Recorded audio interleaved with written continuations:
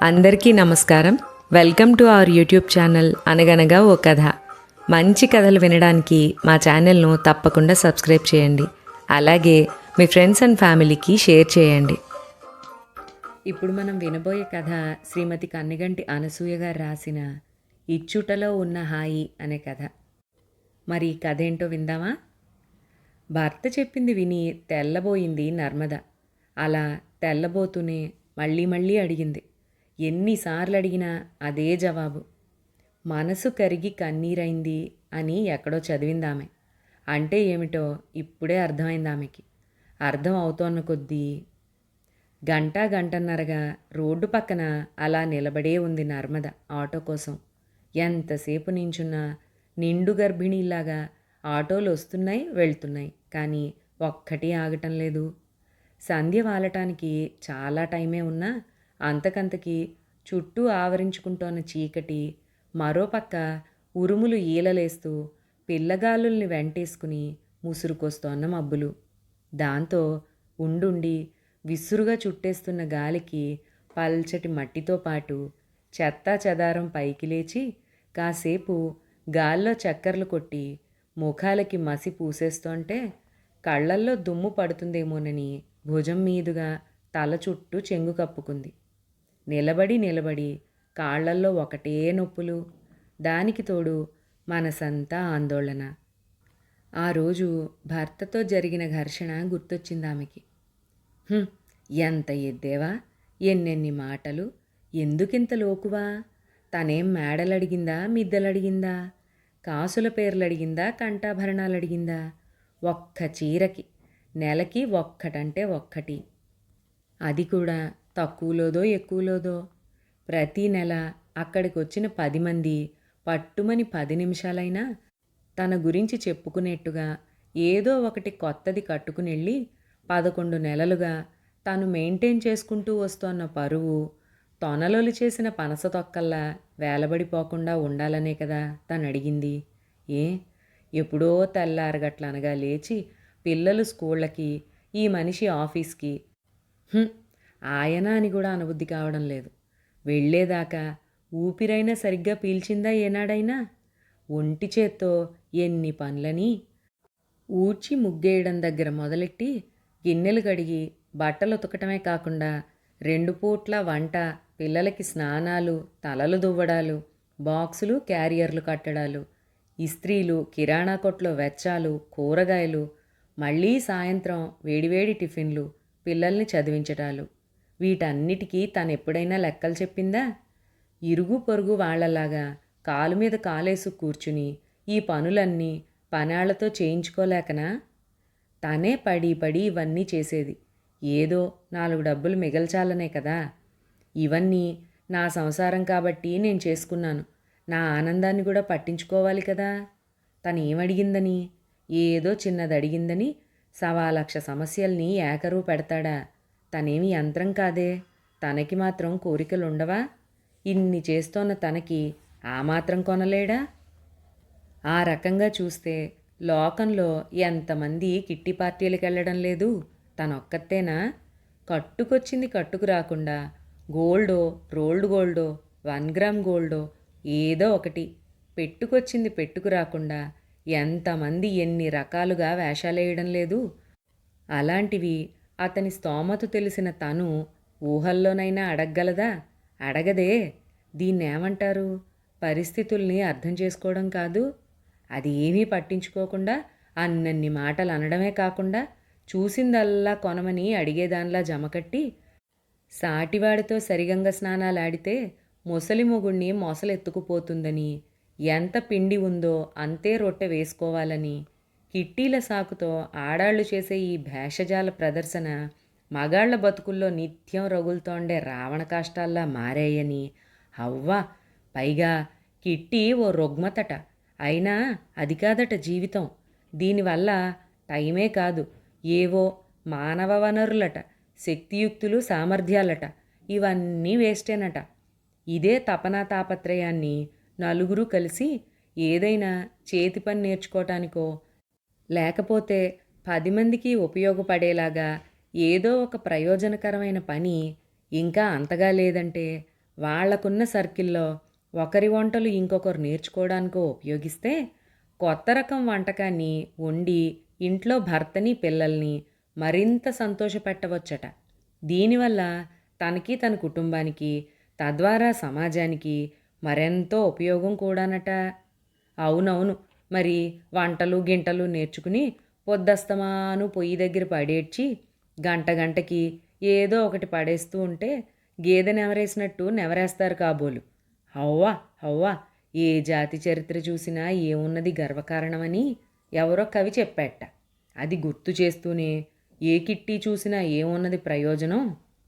కలవటమట, ప్రదర్శనట, తినటమట, సినిమాల గురించో నగల గురించో బట్టల గురించో మనిషి కదిలితే మనిషి గురించిన పనికిమాలిన చర్చలు చట్టుబండలునట. 10 మంది ఇలా ఒకచోట కలవడం వల్ల మానవ సంబంధాలు అభివృద్ధి మాట అటుంచి పనికిమాలిన ప్రేలాపనలు, గొడవలు, ఘర్షణలు, ఆ పైన తిట్టుకోవడాలు, ఇంకా ముదిరితే హద్దులు దాటి జుట్టు జుట్టు పట్టుకోవటాలు, కొట్లాటలు నట. అబ్బో, ఇంకా ఎన్నో ఎన్నెన్నో. మరీ ఇంత లోకుగా మాట్లాడ్డమా?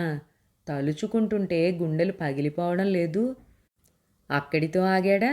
తానే అన్నాడు ఈ రుగ్మత ఇక్కడితో ఆగలేదని. ఖర్చుని తడిపి మోపెడు చేస్తూ హోటళ్ళు రెస్టారెంట్ల వరకు కూడా పాకిందని. తనకి పూర్తిగా అర్థమై చావలేదు కానీ హోటళ్లలో కట్టే ఆ సర్వీస్ ట్యాక్సులో వ్యాట్లో ఏంటోనట వాటితో ఓ చిన్న సంసారం నెల రోజులు హాయిగా కడుపు నింపుకుంటుందట.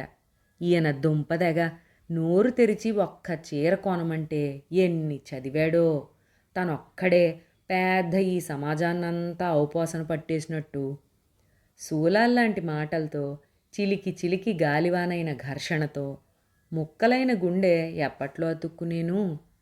ఇంత బతుకు బతికి ఇంటి వెనకాల చచ్చినట్టు వరస్సగా 11 నెలలు పర్సనో, చీరనో, తలక్లిప్పనో, చేతికి గాజనో ఏదో ఒకదానిలో కొత్తదనం చూపిస్తూ వచ్చి ఈ మనిషి ఏదో అన్నాడని ఇప్పుడు మాత్రం వెనకంజ వెయ్యడం ఎందుకు? అసలే ఆఖరి నెల. ఈ ఒక్క నెల గడిస్తే ఈ మనిషితో నెల నెల గండం నూరేళ్ల ఆయుష్ కాబట్టి కొత్తగా వెయ్యబోయే కిట్టి సంగతి తర్వాత తేల్చుకోవచ్చు.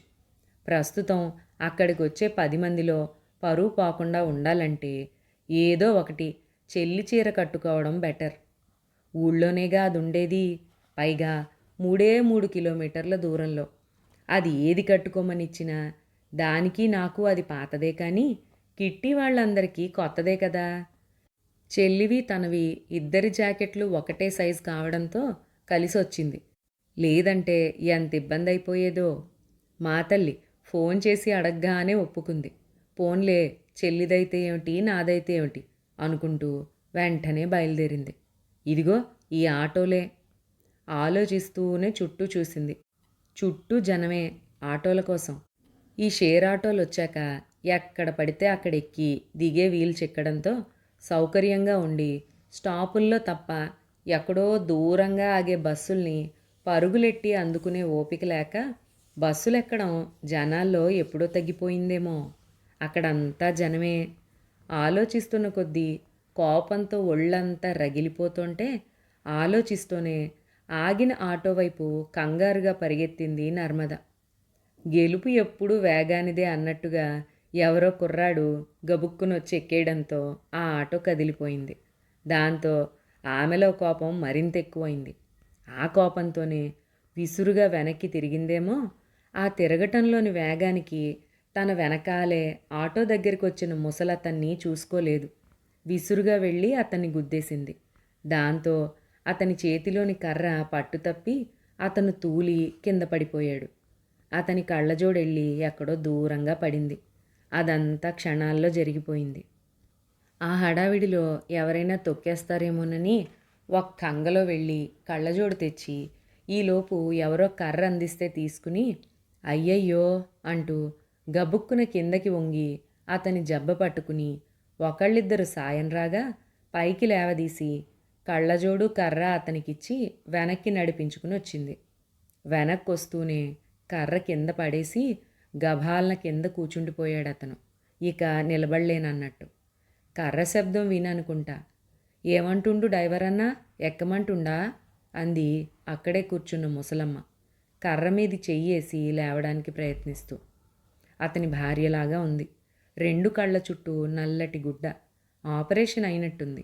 పక్కనే నిండా గుడ్డలు కుక్కడంతో ఉబ్బినట్టున్న కర్రల సంచి.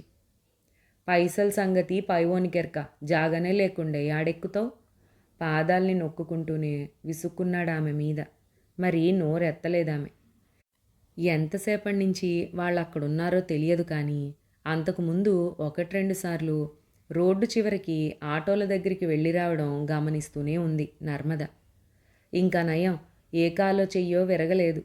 పశ్చాత్తాపంతో వాళ్లనే గమనిస్తోందేమో. అతని కాళ్ల నరాలు ఇంతెత్తున పైకే కుదపలుగా ఉబ్బిపోయి ఉన్నాయి. వాటినలా చూస్తూనే అబ్బా, ఎంతలా వాచిపోయాయో మనసులో అనుకుంది నర్మద.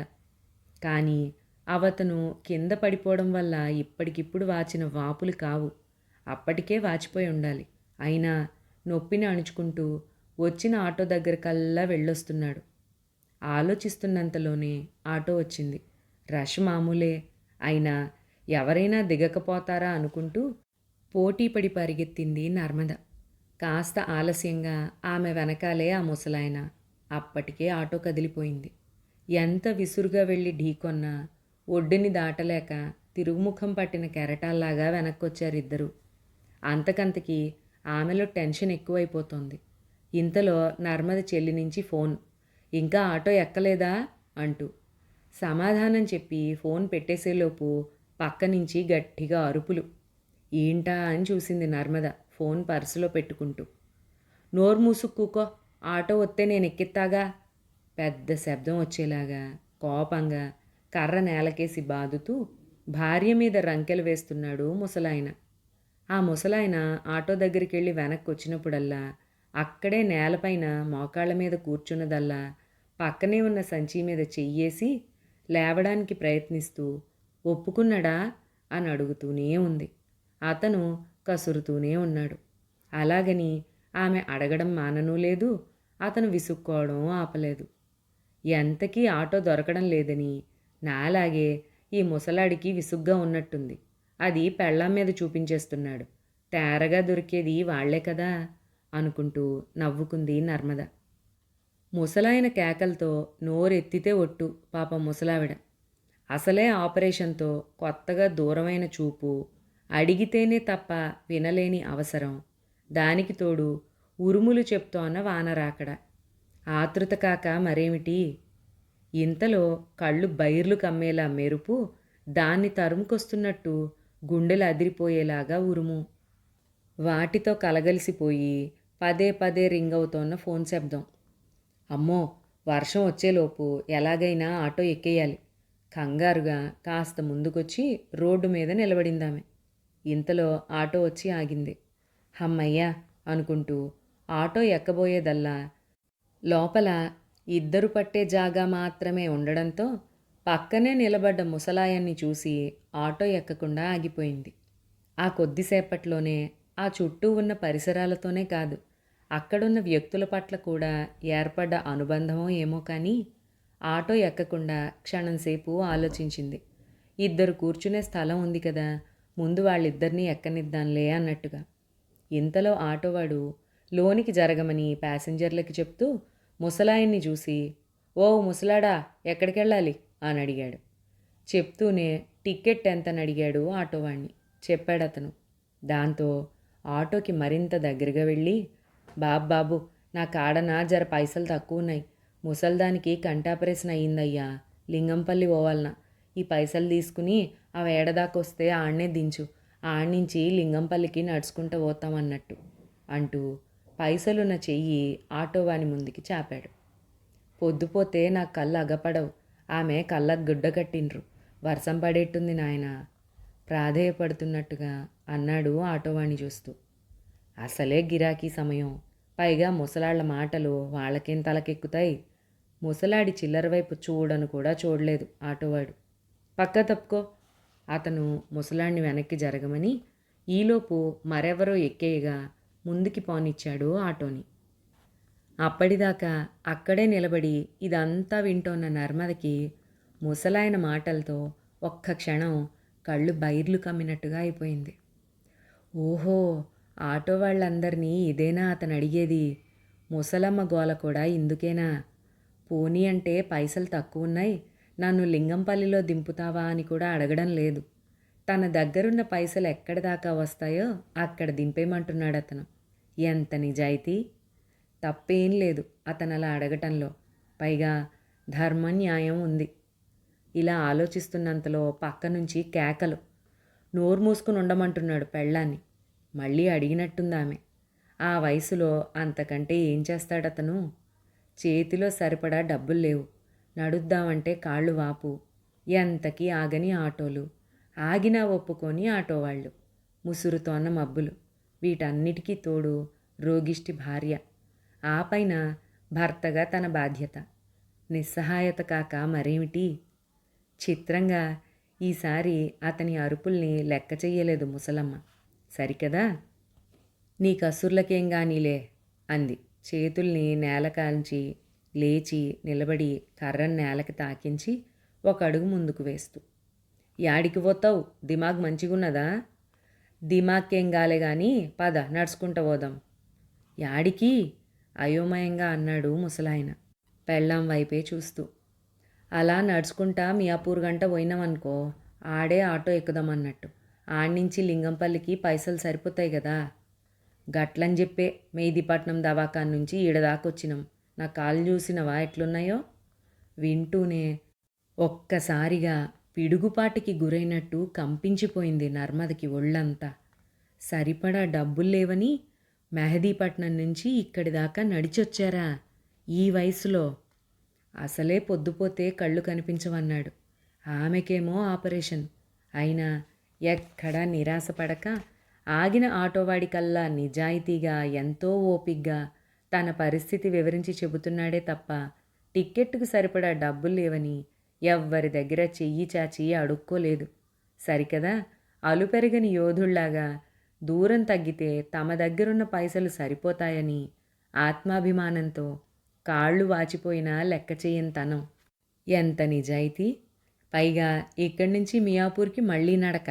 ఇప్పుడు మొదలు పెడితే ఎప్పటికి చేరేనక్కడికి? గమ్యం దగ్గరలో ఏమీ లేదే. మధ్యలో వర్షం పడితే, కటిక చీకట్లో కాలు జారితే, తీరా కష్టపడి వెళ్ళాక అక్కడైనా ఎక్కించుకుంటారో లేదో వీళ్ళని ఆటో వాళ్ళు. ఎలాగూ దిగిన తర్వాతేగా డబ్బులు ఇచ్చేది. అసలు ముందంటూ ఆటో ఎక్కేసి వాళ్ళు దిగాల్సిన చోట ఆటో దిగేశాక నా దగ్గర ఇంతే ఉన్నాయి అని తన దగ్గర ఉన్నవేవో ఆటోవాడి చేతిలో పెట్టేసి మెదలకుండా ఉంటే ఆటోవాడు మాత్రం ఏం చేయగలడు ఈ ముసలాళ్ళని? తన్ని తగిలేయడు కదా. కాసేపు చూస్తాడు, ఇంక లాభం లేదులే అనుకుని తన దారిని తాను పోతాడు. అయినా ఈ ముసలాయన అలా చేయడం లేదు. నిజాయితీగా తన పరిస్థితిని ప్రతి ఆటోవాడికి విన్నవించుకుంటున్నాడు. అతని బాధ వినడానికి ఆ హడావుడిలో ఆటో వాళ్ళకి మాత్రం అంత అవసరమే ఉంది. తెల్లారు లేస్తే ఇలాంటి వాళ్ళని ఎంతమందిని చూస్తారో వాళ్ళు. అయినా ఇంత రాత్రి వేళ అంత కష్టపడి ఇంటికి వెళ్ళి చేసేదేముంది? ఇక్కడే ఎక్కడో తెల్లారేదాకా తలదాచుకుని రేపొద్దున వెళ్ళమంటేనో? అదే మాట అతనితో అని అతని నుంచి వచ్చిన సమాధానానికి నోరెళ్లబెట్టింది నర్మద. ముసల్దానికి జావెవరు పోస్తారు? ఏ ముసల్ది? రెట్టించింది. మరోసారి పిడుగుపడ్డట్టు అయ్యింది నర్మదకి. ఇతనే ముసలాడనుకుంటే ఇతనికో అమ్మ కూడానా? నిజమే, వెళ్ళక తప్పని పరిస్థితి. మరి తనకో? క్షణంలో వేల ఆలోచనలు, ప్రశ్నలు. మరింకా ఆలస్యం చెయ్యలేదు నర్మద.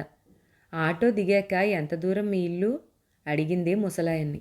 అప్పటికి ఇంక చేసేదేం లేక, ఇదంతా మాకు అలవాటే అన్నట్టుగా నొప్పిని ఓర్చుకుంటూనే నడవడానికి సిద్ధమవుతూ పంచె పైకి ఎగ్గట్టే పనిలో ఉన్నాడతను. కాసేపు ఎగాదిగా చూసి, దిగినాక 4 అడుగులే తల్లి, ఎరికనే దిగులుగా అన్నాడు. వర్షం కురిస్తే ఏం చెయ్యాలరా దేవుడా అన్నట్టుగా తల పైకెత్తి దీనంగా ఆకాశం వంక చూస్తూ. ఇలా మాట్లాడుతూ ఉండగానే ఖాళీ షేర్ ఆటో వచ్చి వాళ్ల ముందు ఆగింది.